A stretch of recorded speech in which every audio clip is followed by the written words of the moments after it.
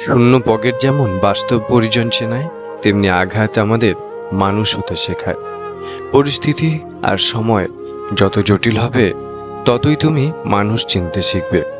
মানুষ কি ভাববে এটা ভাবতে ভাবতেই আমরা নিজেদের নিয়ে ভাবতে ভুলে যাই। কারোর সাথে কথা বলতে চাওয়ার প্রচণ্ড ইচ্ছে থাকা সত্ত্বেও যদি তার সাথে কথা বললে সে বিরক্ত হয়, তবে তাকে বিরক্ত না করাই ভালো। সবার পছন্দ ভালো লাগা তো আর এক নয়। তুমি যাকে আপন ভাবছো সে হয়তো তোমাকে মনেই রাখে না। সুখ মানুষের জীবনে অহংকারের পরীক্ষা নেয়, আর দুঃখ মানুষের জীবনে ধৈর্যের পরীক্ষা নেয়।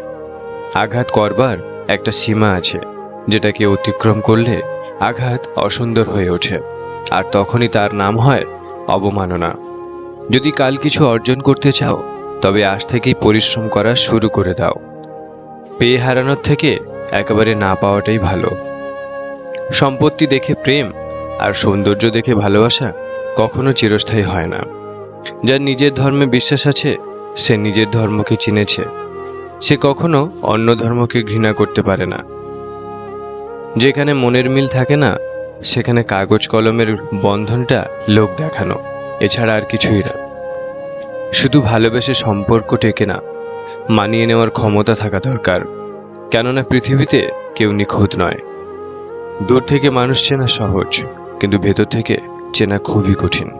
সৎ লোক 7 বার বিপদে পড়লে আবার উঠে আসে, কিন্তু অসৎ লোক একবার বিপদে পড়লে একেবারে ধ্বংস হয়ে যায়।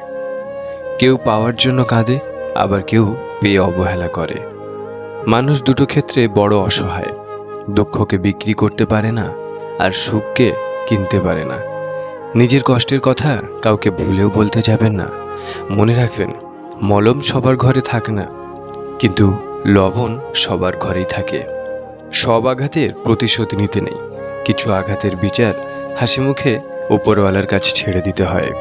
রাগের মাথায় কাউকে অনেক আঘাত করে কথা বলার পরেও যদি সে চুপ থাকে, তাহলে এটা বুঝে নিও না যে সে কষ্ট পায়নি, অথবা তার কাছে কোনো উত্তর নেই। সম্পর্কটাকে বরং সে বাঁচিয়ে রাখতে চায়, এর জন্যই সব কিছু মেনে নিয়ে চুপ থাকে। কেউ চায় না কাউকে ভুলতে, কিন্তু সময় ভুলিয়ে দেয়। কেউ চায় না কাউকে হারাতে, কিন্তু ভাগ্য ছিনিয়ে নেয়।